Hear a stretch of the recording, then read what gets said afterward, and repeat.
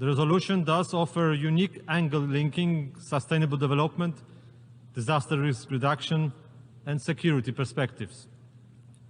Connectivity has become a defining feature of today. Transport connectivity is essential for human mobility and efficient regional and global value chains. Cross-border connectivity of energy systems enhances the stability, reliability, and resilience of economies. While in the world shifting from analog to digital faster than ever before, digital connectivity is embedded in every aspect of our lives. Cieszę się, że Zgromadzenie Ogólne Narodów Zjednoczonych I am pleased that the United Nations General Assembly has adopted a resolution dedicated to building resilience to threats through the development of infrastructure connectivity. I am proud that it was Poland that initiated the work on this act.